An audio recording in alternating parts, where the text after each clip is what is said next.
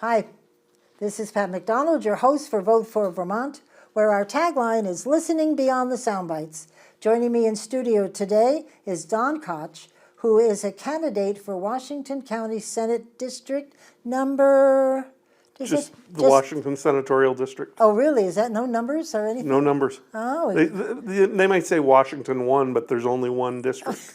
There you go. Well, this is Don Koch. Welcome to the show. Thank you. Yeah. They used, when I ran, they had, I just ran for the House, but they had, it's all different now. But you've got Yeah, we have some acres of single-member districts, and we have some multi-member districts. Right. Washington Senatorial District is a 3-member district, 3 at-large seats, and covers the all of Washington County, plus the Orange County towns of Orange and Braintree, and the Lamoille County town of Stowe. Wow. It's a huge district. I was going to 23 say, towns. that is huge to cover Stowe. That, I don't quite understand why that's in with everything else. I guess the numbers worked out that way, but wow. Yeah, I guess we were not quite large enough to have a 4th Senate seat, but too small, too small to... Yes. To have, you couldn't have one or no. Too small to have one more, but too big to have just 3. Yeah. Well, it's like this, the argument with Chittenden County now, they fixed that. They used to have 6 for Burlington. Right. And that was like a cabal. And they would all work together, and it was very hard to kind of vote against them because they had this block of 6. Yes, and now they've split it into 3 different districts. I would think they would be able to do something like that with this district, because Stowe is just huge. I can't even imagine trying to cover that. I don't know how I'd even start. Right. It makes it hard because with 3 at-large seats, I can't pick my opponent. It's just the top 3 vote getters get the 3 seats. Right. So you must be seeing Washington County. There's some beautiful places. I'm trying to get around. I mean, it's difficult because it is a huge district now.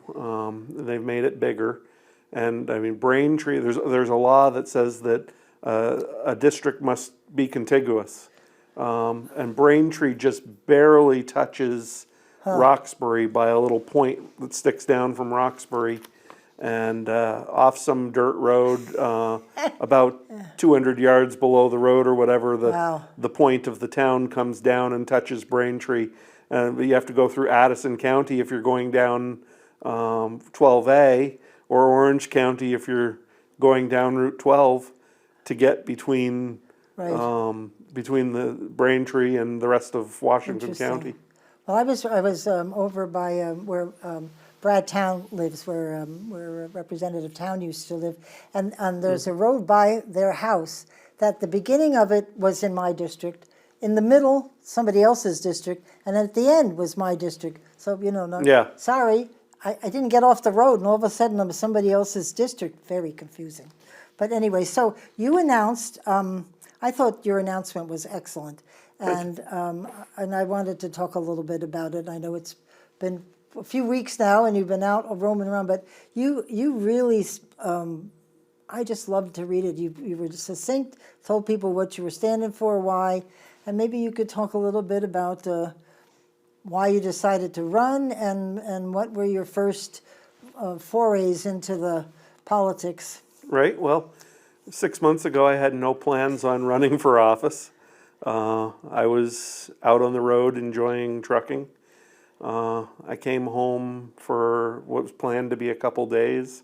My father ended up in the hospital with pneumonia at the time, and it was in 3.5 weeks or whatever of hospitalizations, and he's doing much better now. Good.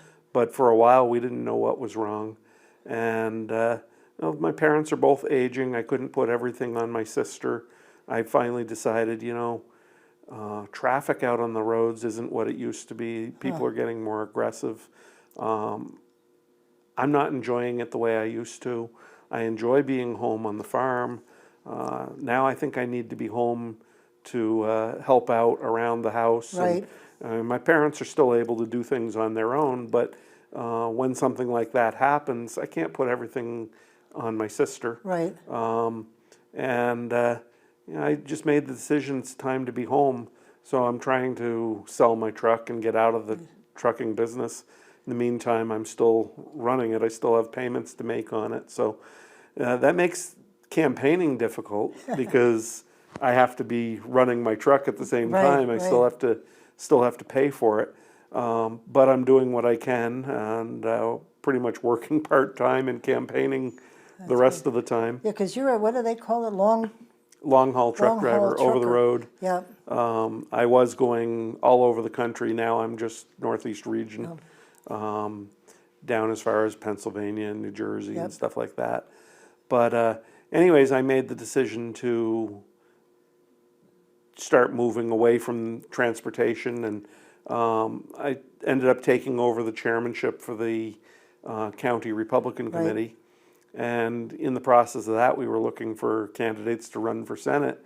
And with the political atmosphere that we're experiencing right now, we're having trouble finding people to run. In fact, this year we had record low filings for candidates. And then we had a record number of people that got in at the last minute, either through the write-in process or the committee nomination process. And we did that here in Washington County too. We were calling people looking for credible candidates to run, and a few people considered it. Some people just said no right off the bat. Some people said no way. And a few considered it and then responded back and no, thanks for asking, but no. Right. So I finally said, well, I guess I'll do it. Good for you. And I've always had an interest in serving in the legislature. I always anticipated I'd start with the House, but from Barrytown we have two very good representatives right now, and I'm not about to challenge either one of them. Right. We had this opening in the Senate. Well, not an opening. I'm going up against all three incumbents.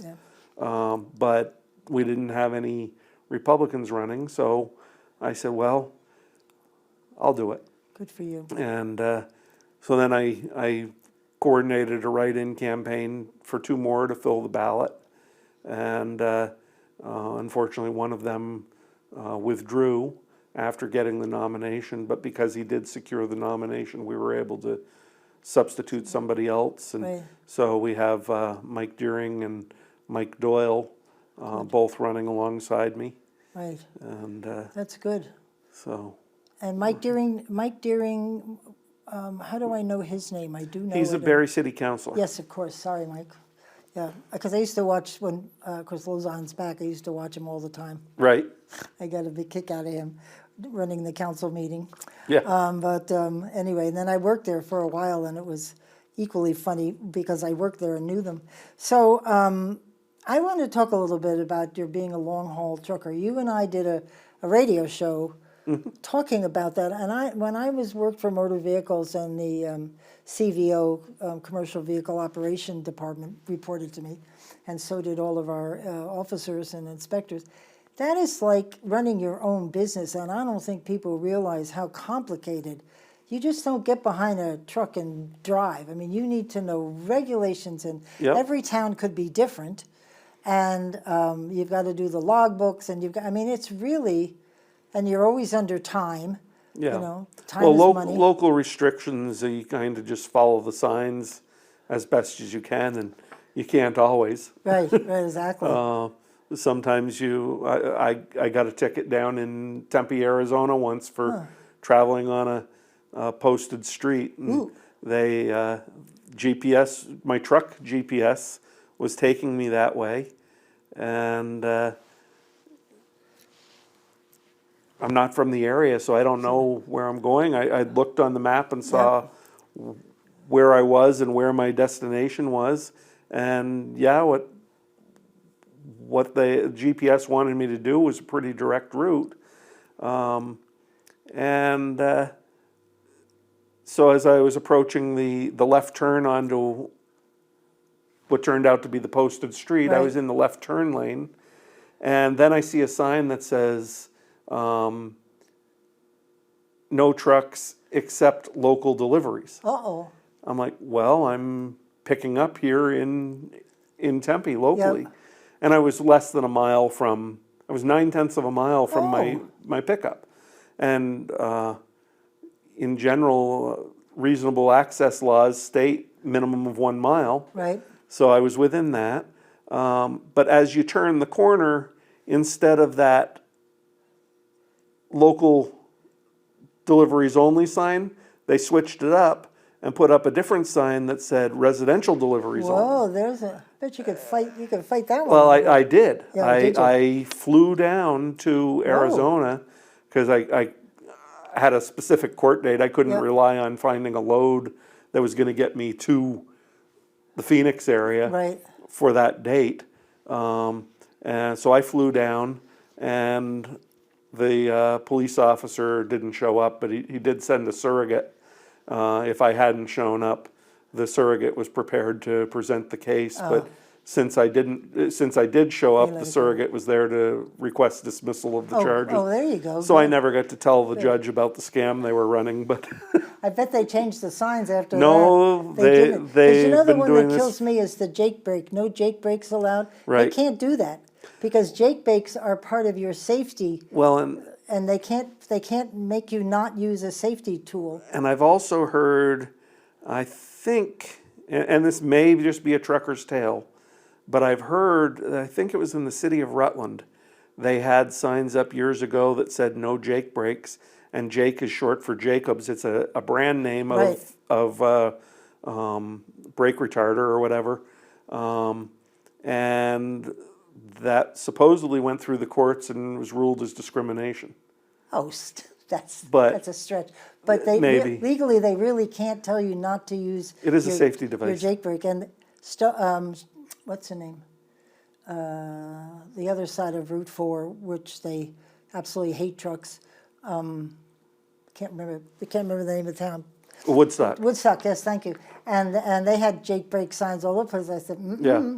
Well, they Good have luck their at- 67 or 68 foot length limit. yeah, can't do that either. Right. They didn't like us so much from motor vehicles there. But anyway, because I was very impressed with your announcement, and you just flat out talked about some things that were pretty hot issues, law and order for one, and maybe we could talk about those things that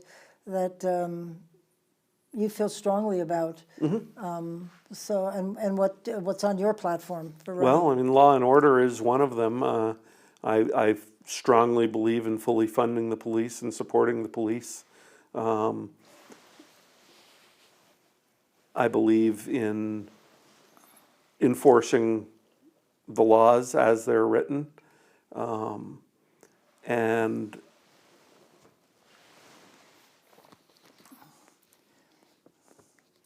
we need to end catch and release for repeat Exactly, and violent Yeah. offenders. exactly. That's going to take a constitutional amendment in order to do that. Because Explain that further. I haven't well, heard that. it's the courts are and the police are hampered by a Supreme Court ruling apparently that has said that our bail laws are only to ensure that somebody's going to show up in court. Right, And so, despite the fact that somebody's committed repeat offenses or has violated their conditions of release, they may have fled from the police when they were attempting to be stopped, which are all signs of that somebody's not going to show. right. Despite all that, the judges say, well, that's not what our bail is for.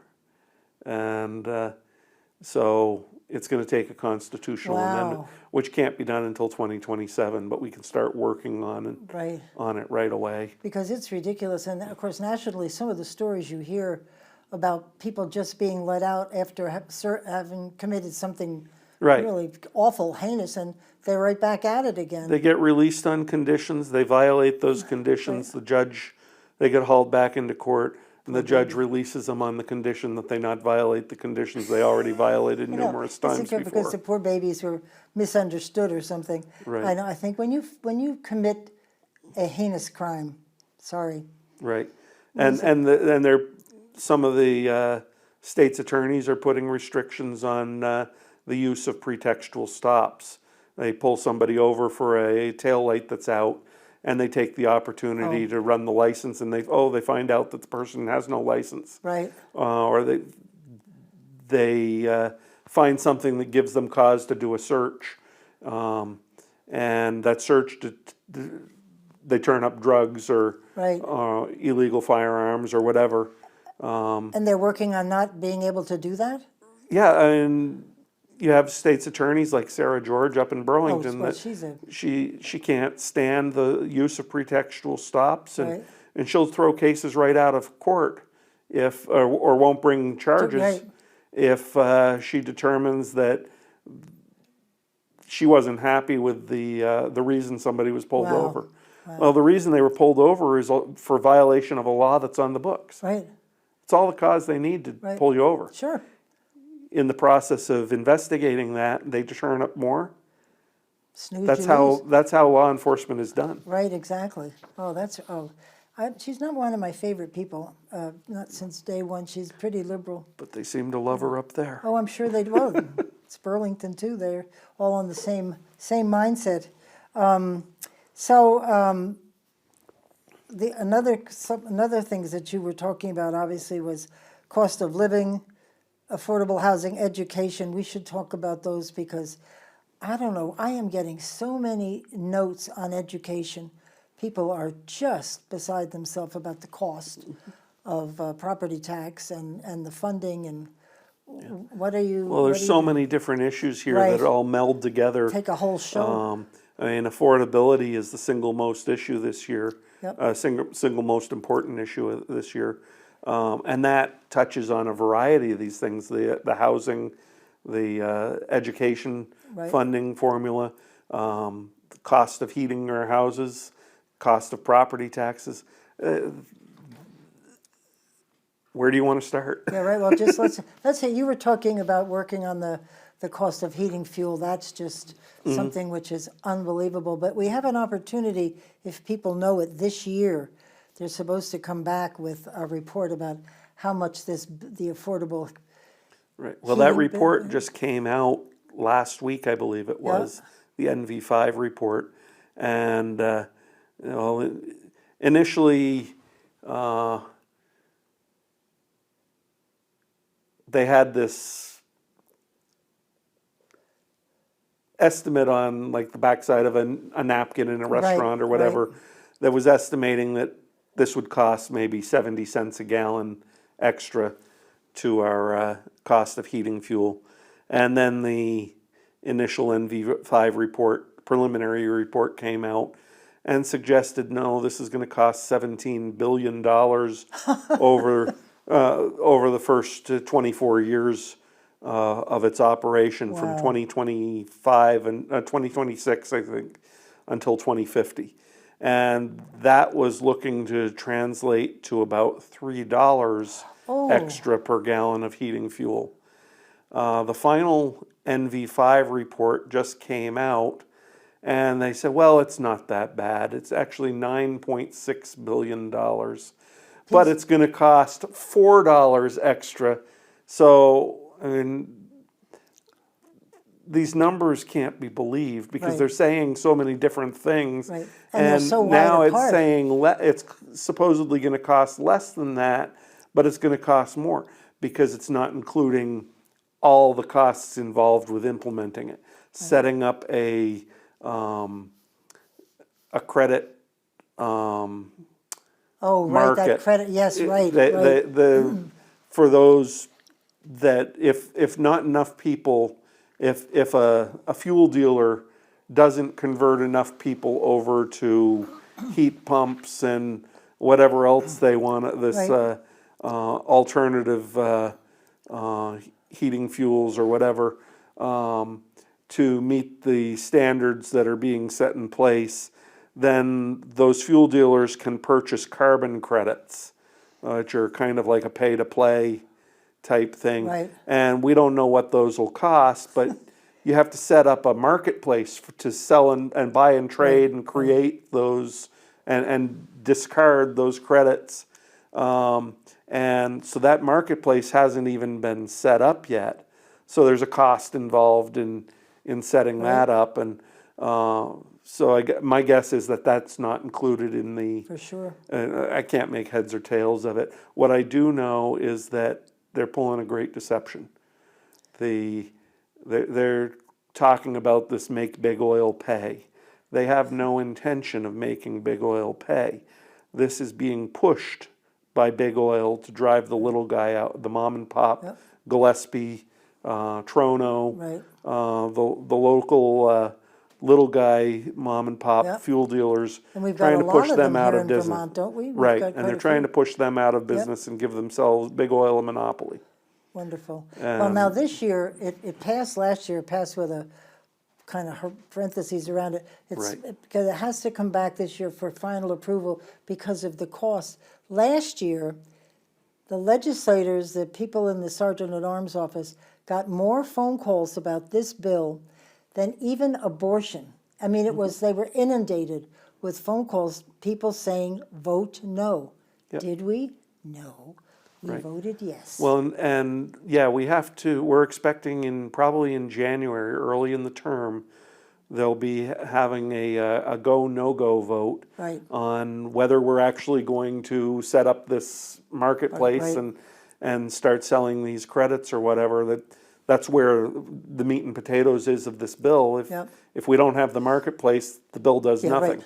So are we going to implement it and set what's already been passed into motion is what's going to be determined. And you can thank the late Dick Sears for that. He was prepared to vote against the Affordable Heat Act, and he suggested that they create this study committee or have the study done and have this check back legislation or check back vote in January. So because of that, it's not done yet.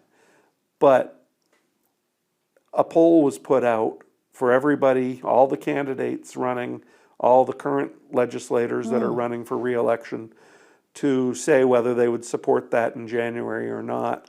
And the vast majority of the Democrats in the State House will not even answer that question. Oh, interesting. Which pretty they much know it's tells us suicide. where they stand. Right. That'd be a They're yes. all for this, Yep. regardless of the cost. Yep. And the governor needs more support behind him. That's why I'm running. Right. Well, I think everybody's got to stand up and do something. Yep. We're talking about what to do to get the message across, because if thousands of phone calls wouldn't do it, there must be something that can get them. I mean, we can't keep this state is just becoming unaffordable. It is. Well, I shouldn't say becoming. It is unaffordable. Yeah. Especially, I mean, I'm retired. I have X bucks. Right. I'm not in bad shape, and I'm not complaining. But I worked hard for those X bucks, and I want them to pay for what I need. A lot of people are moving to Florida or Tennessee or a bunch of other southern states run by Republicans where it's a lot more affordable because they can't afford to stay here. It's ridiculous. And we want to make a scenario where people can afford to stay here because this is a beautiful state. This is one of the greatest states in the country. About a study committee. They did the same thing with education. And if you look at the list, I've been here a long time, none of the people on that committee are any new people with new ideas. I could tell you exactly they're the same old, same old. They've just pulled them back in for another study committee. And nobody ever reads the reports that are generated. They know what they want to have happen, so I know. Last year I'm very big on tech ed. And they were supposed to, the charge from the speaker or from somebody that said, you have to identify a reasonable funding stream for tech ed. It's got to be sustainable, reasonable, you've got to have it out there. It was actually in the bill until it got to the Senate. Thank you. But the Senate, and they took it out. And we were left with this nothing bill that did, a little bit of this, a little bit of that, nothing to improve tech ed, and it passed. Yep. With no funding. Well, come on. This is getting silly. And the Yeah. kids are the ones suffering, Right. Yep. It's really sad. So, and the other one, of course, as you mentioned before, affordable housing. That's just, there seems to be little drips and drabs happening around the state, I Right. think. Well, I mean, we have people that want to buy homes, and we have builders who are ready to build them, but we don't have places to build those homes because the cost of permitting Right. is through the roof. They can't get the permits. We need to reform Act 250 Right.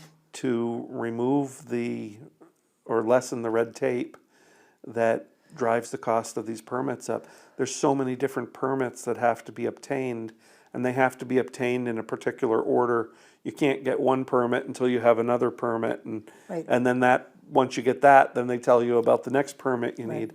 Why can't they just give you a list of all the permits you need and start the application on them and have some sort of checklist of That's it. when this permit is obtained, it automatically be transmitted to the people that administer the next Right. one, and then they can just check off, yep, and issue that permit.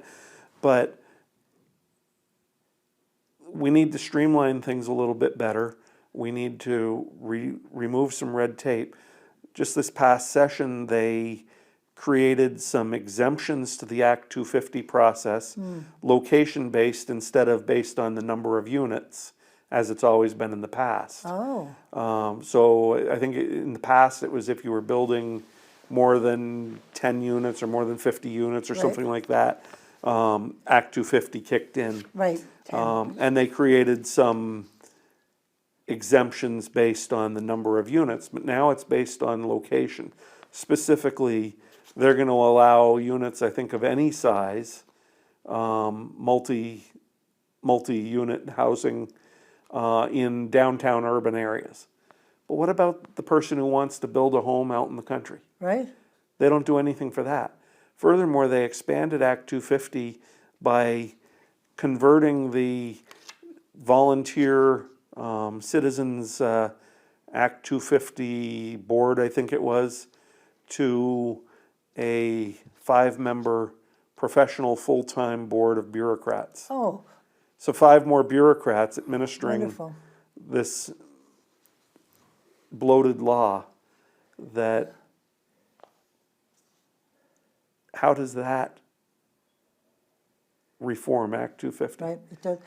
House GovOps was charged with reforming Act 250. They worked on it for 2 solid years. I think maybe, if I'm wrong, please correct me, but they even worked over the summer. They couldn't get a bill together because nobody could agree, because there's such contention. And I remember, and I'm sure you were here with Tropical Storm Irene. Yep. They all of our, Route 4, everything was just destroyed. And they pretty much wiped out all of the restrictions to Yeah. get these roads built. They got built, they lasted, nobody, nothing And terrible that was an happened. emergency situation. Right, but it worked. And they found out that they could do it. Yeah, But this, I went to the Vermont Leadership Summit down at VTC a month and a half ago, and the focus was on resiliency, but Act 250 was part of that. And one of the things I heard in the Act 250 seminar that I attended was that part of the reason for switching over to changing the board makeup is because they were having too much trouble with complying with the open meeting laws. why? So now with a professional board, instead of having to give proper notice and call a meeting when they want to hold a meeting, they're a professional board, they meet on a regular time, they don't have to give open meeting, they don't have to comply with any of the open meeting policies, they don't have to get the public comment on things. Because they're a professional board? Yep, this is all a method to circumvent For sure. open meeting regulations and public comment. Love it. Welcome to Vermont. Yep, more bureaucracy. It is changing so much. It's scary what's happening. It's just 5 more people saying, I'm from the government and I'm Right. here to help. Exactly. And we're paying them for this. Yep. It's very sad. Because I thought for sure, when I went back to the legislature after Irene, that's all we were going to do was reform Act 250, because everybody see what happened when you actually, Right. stops. Nope, not one discussion, nothing happened that year. Yep. I kept asking, are you going to do Act 250? They look at me like, Pat, just forget about it, move on. It was Right. very sad. It's the other thing that I wanted, you've talked about public safety and crime. And I work part-time for a campaign for Vermont. Yes. We did a big survey. First time ever was crime one of the top 5 issues with Vermonters. We were blown away because we didn't used to ever have to discuss crime. Now, it's every time you pick up the paper, there's something going on somewhere. And in places you don't think about it, shootings, and I mean, come on. It's very bad. It's a little nerve-wracking. But the cost of living, I don't know, I honestly don't know. It's such a big issue. You just can't fix cost of living. It's Right. 1,000 small parts that have to work together. So Yeah. how would you even approach trying to identify cost of living? Well, I think we start with these policies, these regressive policies that the Democrats have been pushing. Yeah. Start with the Affordable Heat Act and the Global Warming Solutions Act right. and the Renewable Energy Standard. Those 2 bills came out of as a result of the Global Warming Solutions Act. Yep. They're kind of sub bills of that. Get rid of that provision that allows anybody anywhere to sue the state at the taxpayer's expense. What was that? Can you explain that to people? I don't think they know. Normally the state is immune from prosecution or lawsuits Right, stemming from legislation. right, Unless, of course, the legislature is dumb enough to grant that standing. It's an issue of standing in court, and we're normally immune. You wouldn't think that the legislature would grant the standing, but that's exactly what they did in the bill by inviting anyone anywhere on the planet to sue us. to sue us at our expense. If we don't And- meet the requirements of Right. the clean air, whatever. Right. And in fact, when they were warned about that, a bunch of them just laughed about it, said, bring it on. And now we found out that we've been served notice that, in fact, the Conservation Law Foundation is actually planning to sue us. CLF them? Yep. I would think they would. And so, I mean, that'll become a class action lawsuit, and it's going to take several years, and the lawyers are going to make a killing, and the taxpayers are going Not to pay our a lawyers, fortune. their lawyers, right? And the state will have to defend us against it, and we'll lose. Yep. Unless the new legislature going in puts a stop to it. We'll probably still have to pay the legal expenses already incurred, Right. but we can just make this go away by repealing it. Return those mandates to goals. That just makes no sense to Right. me at all when I heard that. I don't think it really sunk in that Right. we're welcoming people to sue us. Right. I mean, and it's some of the just unbelievable. goals put forth by this measure are somewhat reasonable goals, Yep. which maybe at some point we can attain, but not in the time frame Right. that they've given. You know, if they want us to switch over to cars that run on electric, Right. okay, build a product that we want to buy, and we'll buy it. That we can afford to buy, right? Right. Don't set these arbitrary deadlines and say, okay, by 2030, Right. you won't be able to buy a car that runs on fuel. It'll have to be electric, and we don't have the support structure in place to charge all those vehicles. We're setting ourselves up for a great brownout. You know, if we follow natural timing, Somebody builds a product that people want, people buy that product, the infrastructure gets updated to accommodate in a natural timeline. But they're setting these unattainable deadlines for making it happen, and the cost of upgrading the infrastructure is going to be enormous. And I don't think they've got the majority of the people behind this initiative. I don't. No. I mean, I'll be honest, I'm not looking forward to this. So if I'm I not were standing in line to buy one of those cars. if I might do a hybrid, that would be the closest I'd come, because I have Plan B ready to go. But Right. I wouldn't be killing myself to make this work if I was in a line where I could do something about the deadlines. Right. They need to get everybody on board first, and they're not. Yep. And And the production of the electric power and the battery power and everything still contributes to carbon output. yeah, for sure. But here in Vermont, we're already carbon negative. I'm not even talking carbon neutral. Right. We clean up what the trade winds blow in from outside of the state. All the trees we have, we already put out what, 0.1% of the carbon used by the entire by the entire country.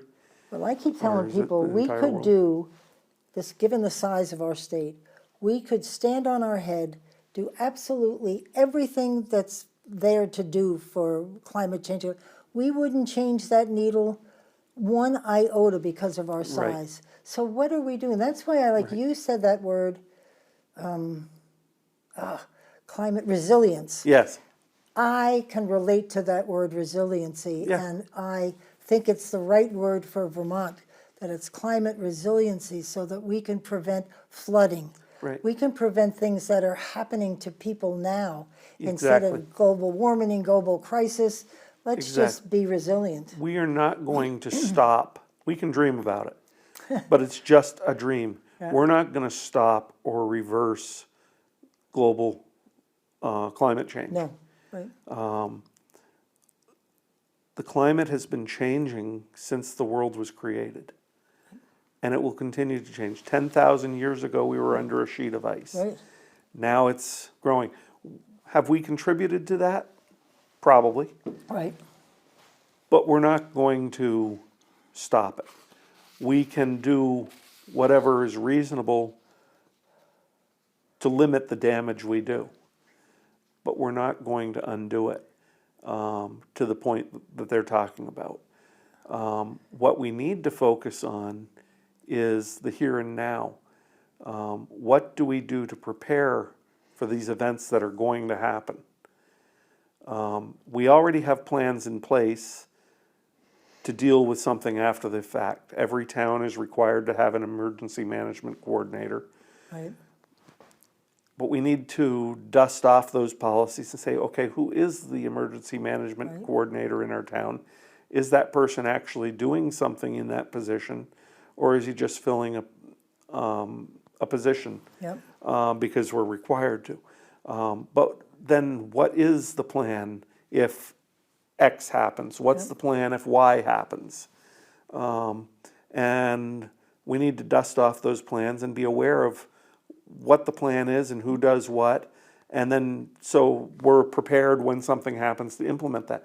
But we need to be prepared ahead of time. Yep. We need to consider dredging the rivers where appropriate, Right. not everywhere. Nope. But downtown Barrie is a man-made canal. The river at one point was relocated, and they built a man-made canal through the heart of the city with granite walls that's collecting silt. Yep. That silt needs to be removed. Yep. And then you have to dredge just far enough downstream that you're not creating a deeper And you're swimming not pool. flooding Berlin, right? Well, that, but you don't want to just dig Yep. deeper and create a deeper swimming Yep. pool. You need to actually dredge far enough downstream so that what you dredged out actually drains. Right. We need to consider the size of the culverts from the streams that are feeding into the Stevens Branch. You go up the Stevens Branch only a mile, and it's probably 100, 150 feet across. You get down to Main Street in Barrie, where it empties into the Stevens Branch, and there's a box culvert that's maybe 5 feet wide. Too small. And when that gets to capacity, it flows over. Right, We need to look at reestablishing the channels in the rivers, so that the current is directed, so the current is that's great. centered in the channel instead of eroding at the side of the bank. Riverbank stabilization projects. There's any number of You've got things. so many great ideas. Have you shared them with any of the, like the Barry Up and Well, I'm probably getting those ideas from them. from them, 'cause they're from great. talking with various people. I'm not the creator of these ideas. Oh, okay. Because I hope they're starting to Right. do some, because this last flood, everything that flooded before flooded again. And No. I was surprised. I thought we had done some things. Yeah, no, I'm actually out there listening to what other people are saying and saying, okay, we need to That's a consider good this. idea. And I'm not the sole intelligent person in the state. Well, but you're articulate and you know to say it. What are you hearing outside from people? The thing I worried the most about when COVID was because we all of a sudden stopped talking about drugs, like we didn't have any problems because we're all focused on COVID and I kept thinking, I'm sure our drug problem is not getting any better during COVID because people are staying home. What do you do when you're bored? I know there's a talk about the overdose prevention centers. I haven't come there yet. I've got a good friend who's really supportive of them, but I'm still struggling. What, are you hearing some things out there about where we are with the drug issues and here in Barry and around this area, Waterbury? Well, I'm seeing plenty of reports, press releases from the police departments when they're out doing stings, and Yeah, there's still plenty of that going on. I know that we've just recently passed this law setting up for safe injection sites, and right, I would pose the question: is there any such thing as a safe injection outside of a doctor's right, office or doctor's supervision, Right. doctor's direction? Somebody with diabetes or something that has to take insulin shots, Yeah. that's being done under the direction of a doctor. So that's safe, somebody's trained, that's life-saving medication.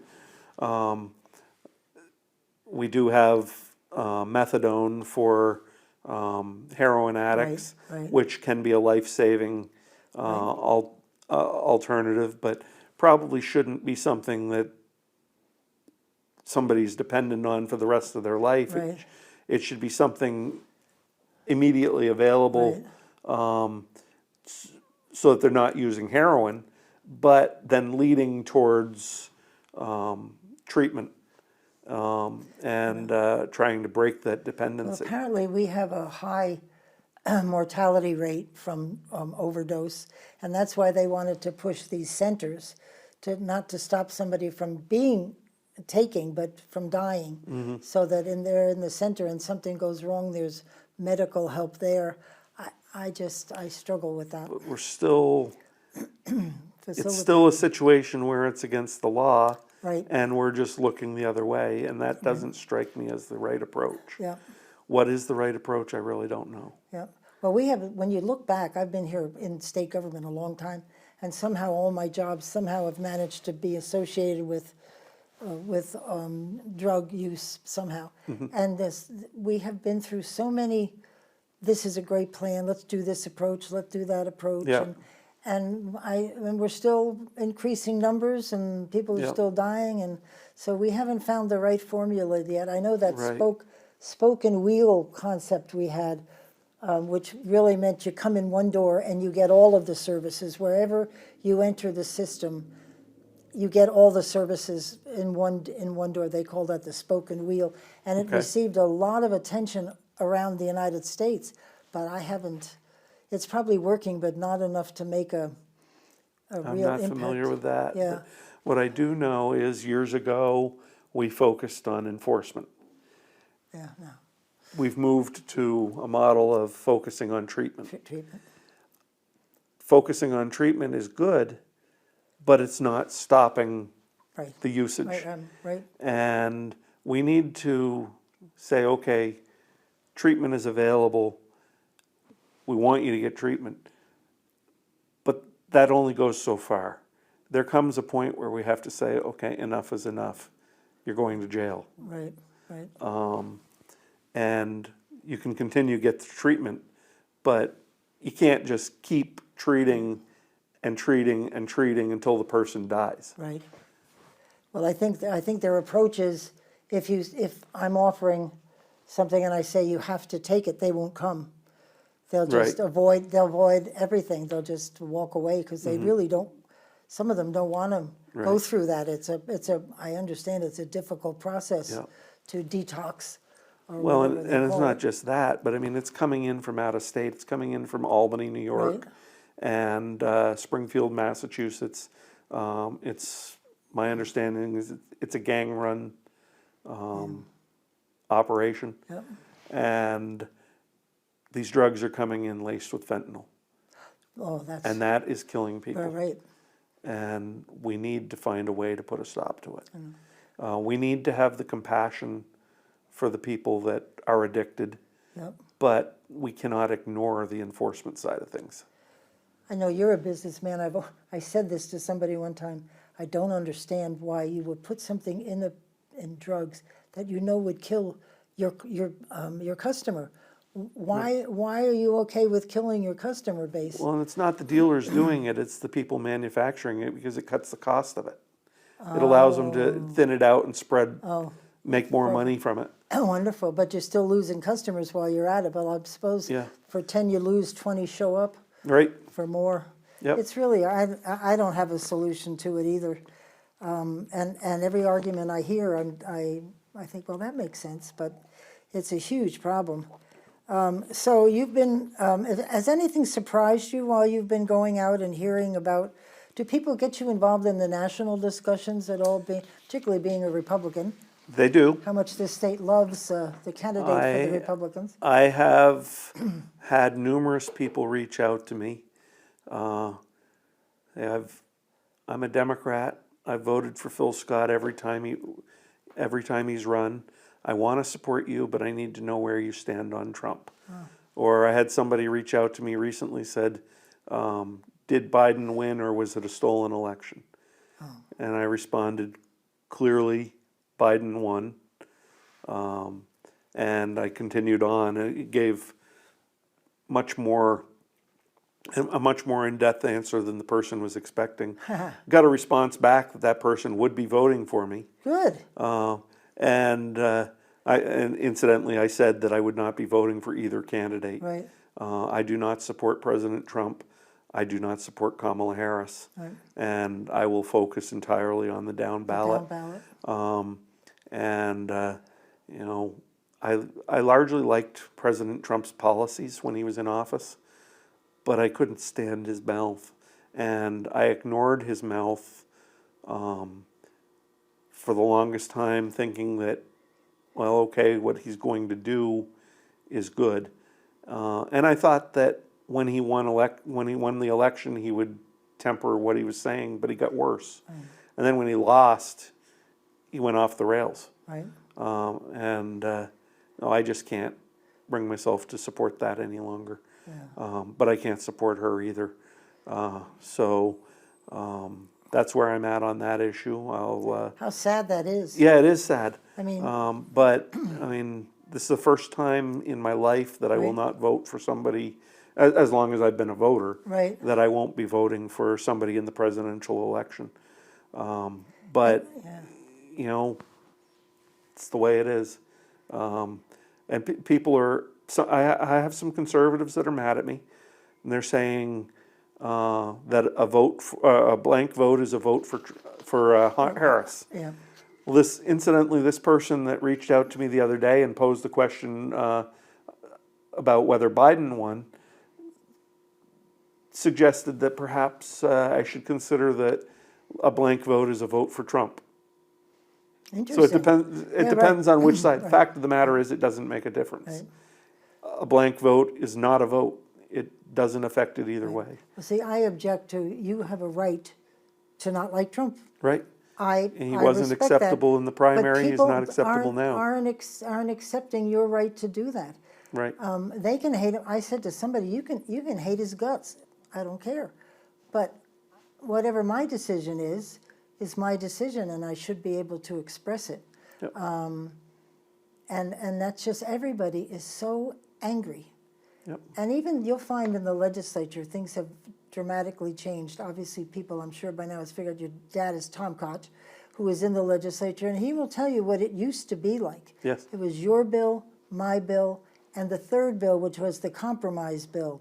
Not anymore. right. It's your bill or the highway, or And my now- bill and the highway. And now a representative comes in from committee room or somewhere else in the State House, the roll call bell goes off throughout the building, and people come from whatever section of the building they're in, they walk in, they don't know what bill's on the floor Oh, yeah. being discussed, but they walk in and the majority leader has a little sign on his Right. desk that says yes or no, and that just tells them everything they need to know, Yep, they have no idea. right? I'm waiting for them to have electronic voting on every bill, because then you can't be that way, because you really do need to Right. represent the people that voted you in. Well, and I remember when I was in college and I was taking classes from the now late Bill Doyle. He was one of my professors at Johnson. And in '96, I believe it was, I did a legislative process class at the State House with Bill Doyle. Oh, nice. And I learned that the State House is already wired for electronic voting. Yeah, they can do It's it. been wired for years, but it takes an act of the legislature to pass a They're law not that enables it, and so far they've refused to do Right? that. Because they will be held accountable for every vote on every bill. And I can't tell you, there's only a handful of people, Ann Donahue being one of them, who actually read every bill that's on the floor of the House in the calendars. Yep. And she reads every one of them and can talk about them on the floor. And there's I think there's a handful of people. There was a guy from Bristol who I can't remember his name years ago. He used to read every one. And if they had to vote, you have to. You have Yep. to read them, because somebody's going to call you up and ask, why did you vote yes on the dog cutting tail thing we had one time? Something, these kind of off Yeah. the beaten track. People, they want to know those things, and you got to be ready. Right. And I strive to be one of the ones who reads everything, but that's also a tall order, because some of those bills are 1,000 pages. Well, exactly. There was one that whoever talked to us, the chair or the Speaker of the House, almost sounded like Nancy Pelosi. Well, just vote it in, and Yeah. you can read it later. No.